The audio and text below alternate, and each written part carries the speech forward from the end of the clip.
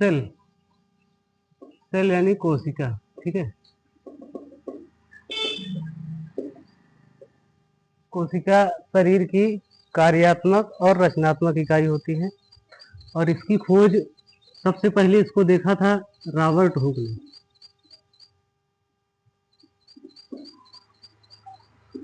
और जीवित कोशिका की खोज किसने की थी? लीवेनहॉक, एक वैज्ञानिक थे, लीवेनहॉक।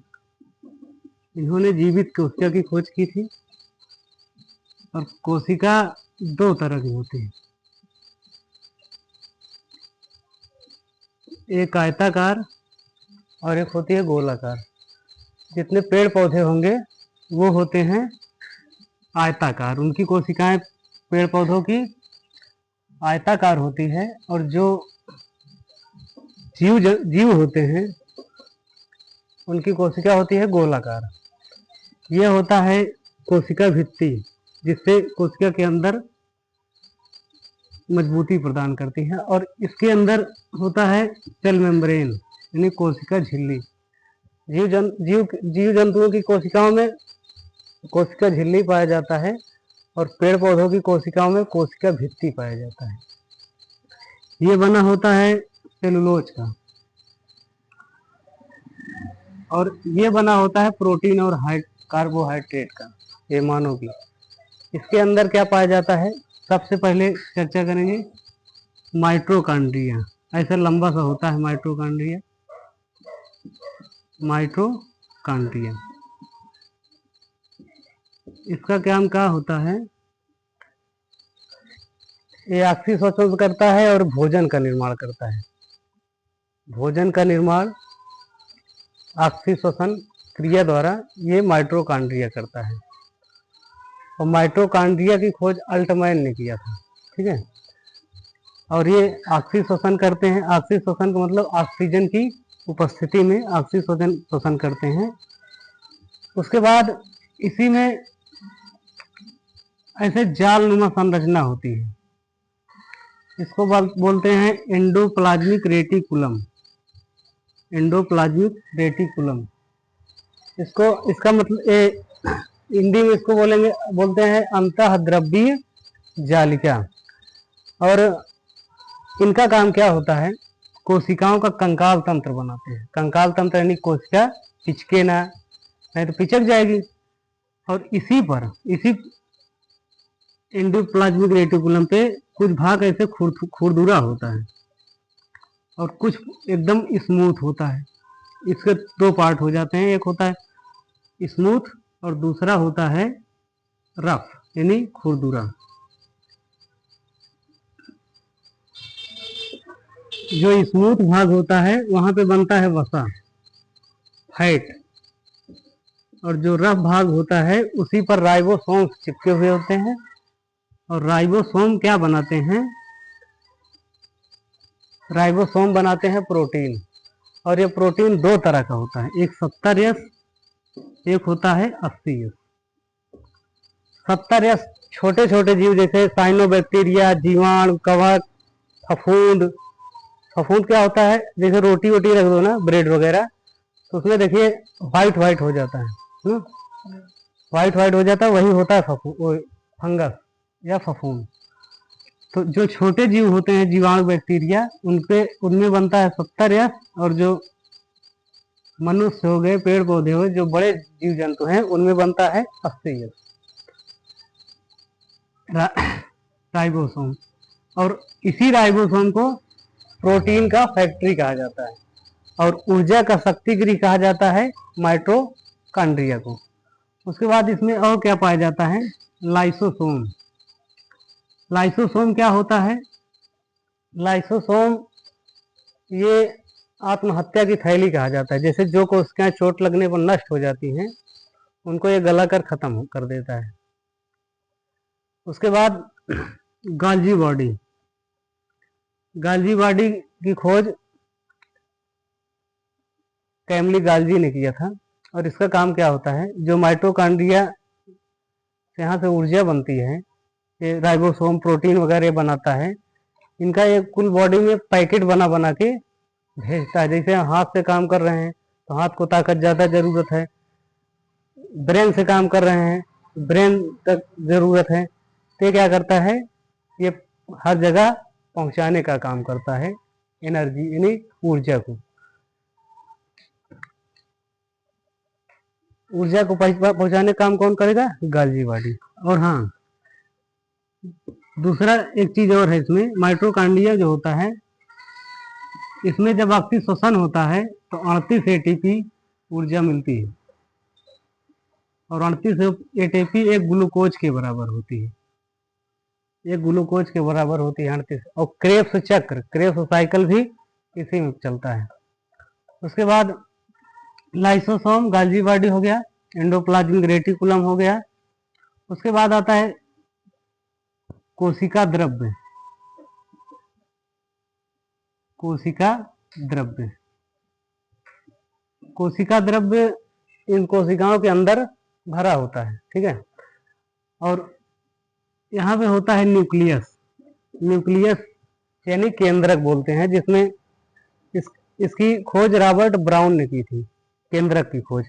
और ये कोशिका द्रव्य जो होता है इसमें भी रहता है, और कोशिका के एक न्यूक्लियस के अंदर भी रहता है। इसमें 78 कोशिका द्रव्य में लगभग 80% भाग जल होता है। हमारा शरीर में सबसे ज्यादा जल की मात्रा होती है।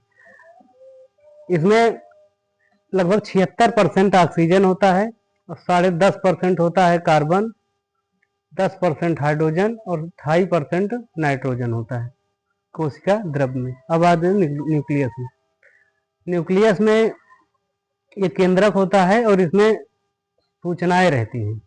जैसे सूचनाओं में क्या, मनुष्य के अंदर के सूचना है कि आने वाली पीढ़ी को 2 हाथ 2 पैर 2 कान बनाना है। और इसी में एक चीज और पाया जाता है, गुणसूत्र। गुणसूत्र की खोज वाल्डेयर ने की थी, और मनुष्य में 23 जोड़ा गुणसूत्र पाया जाता है। और गुणसूत्र के अंदर डीएनए और जीन होते हैं। जीन की खोज इसी के अंदर ऐसे कैंची नुमा ऐसे संरचना होती है, इसको बोलते हैं ऐसे।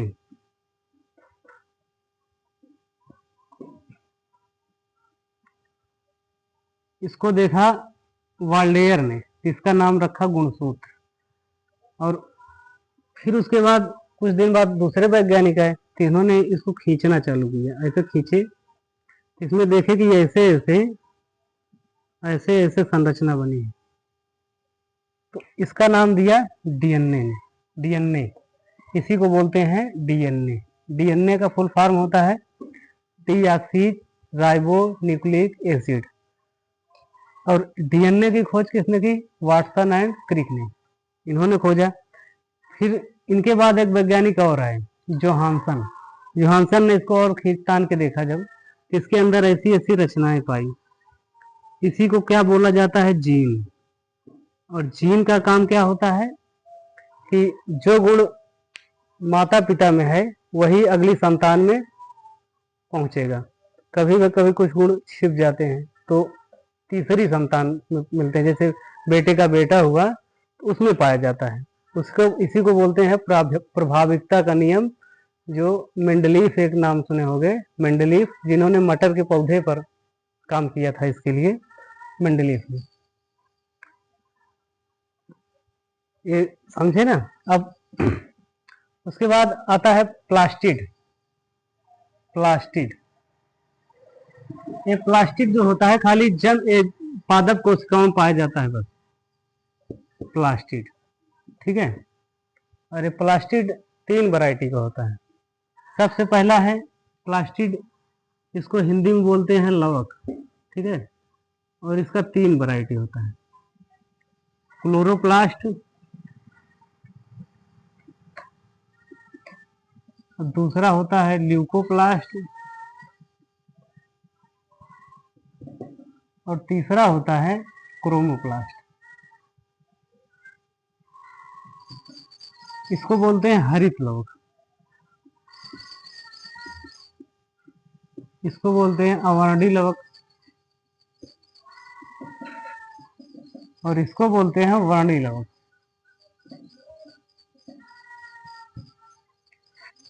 ये पादप कोशिकाओं में पाया जाता है, और हरित लवक क्या होता है? हरित लवक जो होता है वो भोजन बनाता है। जैसे प्रकाश संश्लेषण की क्रिया, पेड़ पौधे अपना भोजन स्वयं बनाते हैं, लेकिन हम लोग दूसरे पर निर्भर रहते हैं, पेड़ पौधों पर निर्भर रहते हैं, हाँ, जीव जंतुओं पर निर्भर रहते हैं। जैसे कोई मुर्गी खाता है, कोई बकरी खाता है। तो हरित लवक का काम क्या होता है? भोजन बनाना।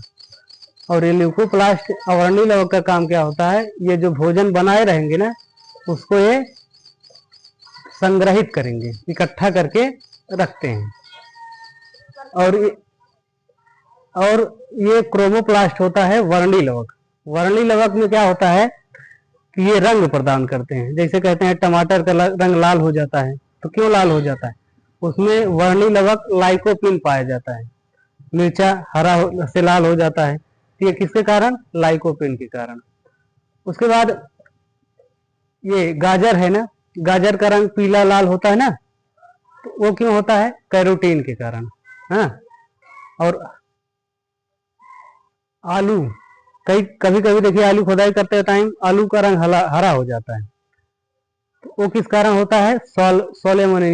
सोलमेनियम के कारण आलू हरा हो जाता है। ठीक है, तो ये वर्णी लवक क्या करते हैं? रंग प्रदान करते हैं। जैसे टमाटर को पीला लाल बनाना है, हाँ, गाजर को रंग देना है, तो ये वर्णी लवक क्या करते हैं?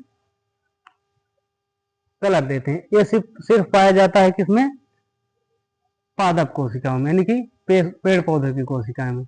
अब सबसे बड़ी कोशिका होती है शुतुरमुर्ग के अंडे की। 2 किलो का होता है एक अंडा।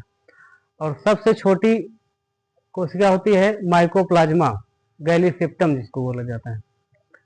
और हमारे शरीर में सबसे लंबी कोशिका क्या होती है? तंत्रिका कोशिका, न्यूरॉन। न्यूरॉन का काम क्या होता है? सूचना देती है खोपड़ी में। अगर कहीं हमारा चोट लग गया, कुछ हो गया हाथ पैर में, तो तुरंत सूचना ब्रेन को पहुंचाती है। सबसे लंबी तंत्रिका कोशिका न्यूरॉन। और सबसे छोटी कोशिका होती है स्पर्म की, जो मनुष्य में पाया जाता है। और सबसे बड़ी कोशिका होती है ओवम की, और वो पाया जाता है महिलाओं में। ठीक है, समझे ना?